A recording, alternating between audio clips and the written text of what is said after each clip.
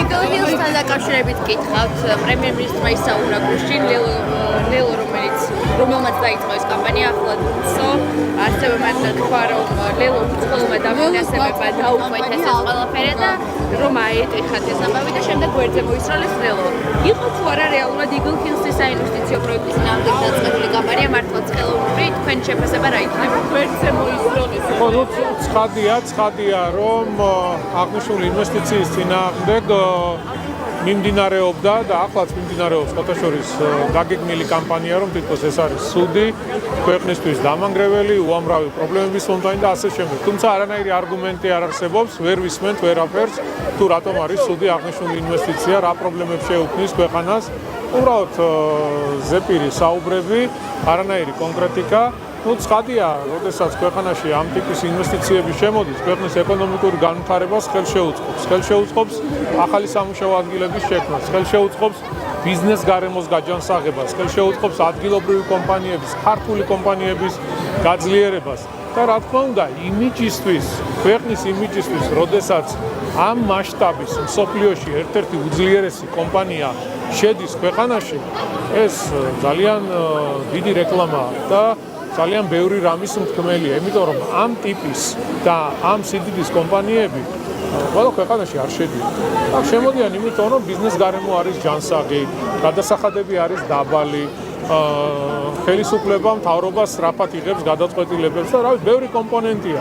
შესაბამისად ის რაზეც ჩვენ ვისმენთ ხო განცხადებებს, რა თქმა უნდა არის გარედან წამოსული დავალებების შესრულება, ესეც ქვეყნის წინააღმდეგ და ხალხის წინააღმდეგ, ქვეყნის ეკონომიკის წინააღმდეგ.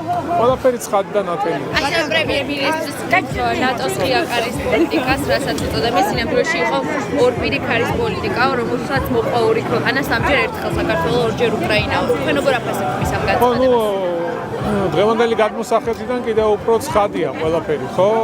რაში ჭირდებოდათ უკრაინა, რაში ჭირდებოდათ თუნდაც საქართველო, ყველა ატარებს თავიანთ ინტერესს და თავიანთ ინტერესების გასატარებლად ეწირება სხვადასხვა ქვეყნები. როგორიც უკრაინა, როგორიც საქართველო გახსოვთ თქვენ თუ რა მძიმე პერიოდი გქონდა 2008 წლის ომი მაქვს ხედველობაში, ჭრილობები დღესაც არ მოუშვიშებია და ვერ მოუშვიშებია ქვეყანას, ამიტომ ძალიან დიდი სიფრთხილე გვმართებს და ის პოლიტიკა, რომელსაც დღეს ქართული ოცნება დემოკრატიული საქართველო ატარებს, არის პირველ რიგში ქართული პოლიტიკა, იმიტომ რომ ვიცავთ ქვეყნის ინტერესს და ვიცავთ ამ ქვეყნის ხვალინდელ დღეს. ბატონო, აია კალასის განცხადება, რომ შევაფასოთ ამერიკის ეროვნული უსაფრთხოების სტრატეგიაში, რასაც კითხულობს სასიამოვნო არ არის, თუმცა საქართველოსგან განსხვავებით ამერიკა არ ითხოვს ევროკავშირში გაწევრიანებას, ომის შეფასებას. საქართველოს განსხვავებით რაო? საქართველოსგან განსხვავებით ამერიკა არ ითხოვს ევროკავშირში გაწევრიანებას. თქვენი კოლეგები აი მაგალითად ორმაგ სტანდარტზეც საუბრობენ ამ შემთხვევაში. ჩვენ ბევრი მაგალითი შეგვიძლია მოვიყვანოთ ორმაგი სტანდარტის, ეს არ არის პირველი შემთხვევა. აი გადავხედოთ ყველა მათ მიერ გაკეთებულ განცხადებას, აქვე ვამბობ, რომ რა თქმა უნდა, ტყუილით გაჯერებული, სიცრუით გაჯერებული, ჩვეულებრივი ორმაგი სტანდარტის ნათელი მაგალითი. და სხვა ბევრი განცხადებებით შეგვიძლია მოვიყვანოთ ამ ტიპის, რომელიც საქართველოსთან არის დაკავშირებული. იცით რა არის? თავიდან რამდენიმე წლის წინ, როდესაც ჩვენ ამაზე დავიწყეთ საუბარი, ხო, იმიტომ რომ შიგნიდან ბევრი რაღაც უფრო უკეთესად ჩანდა. საზოგადოების გარკვეული ნაწილისთვის ბევრი რამე გაუგებარი შეიძლება იყო. თუმცა დღეს იმის შემდეგ, რაც მოხდა და რაც ხდება მსოფლიოში, ყველაფერი დევს ხელის გულს, ყველაფერი ცხადი და ყველაფერი ნათელია.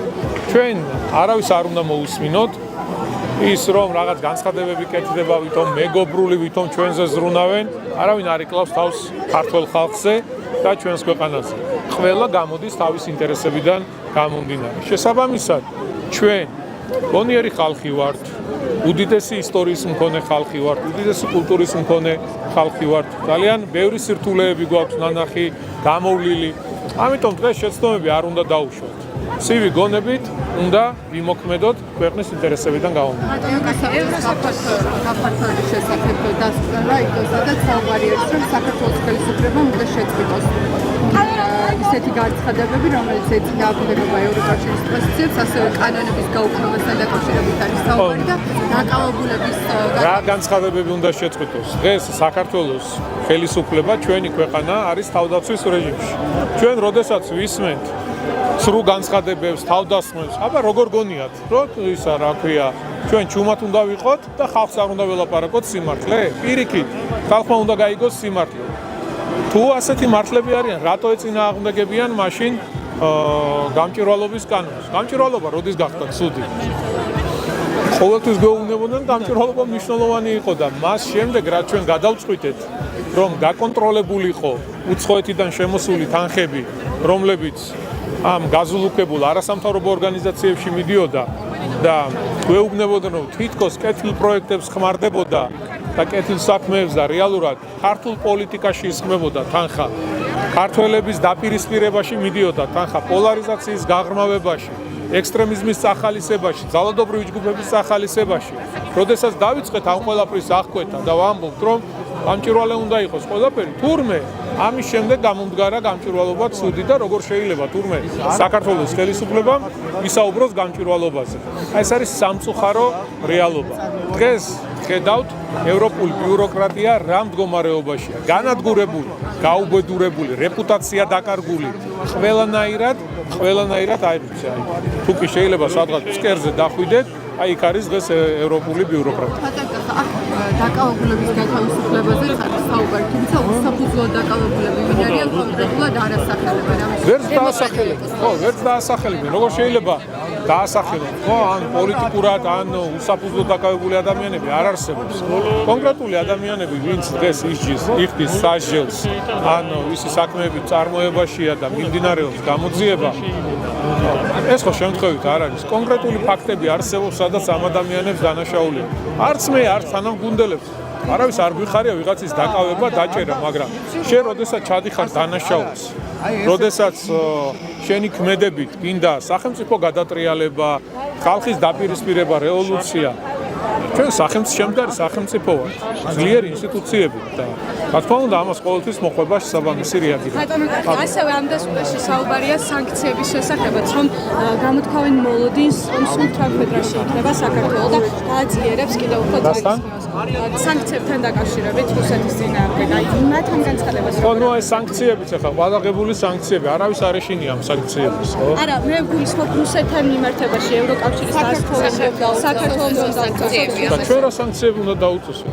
რა სანქციები უნდა დაუწესოთ? თვითონ პირდაპირ გაჩაღებული ვაჭრობა აქვს, ნახეთ სტატისტიკა.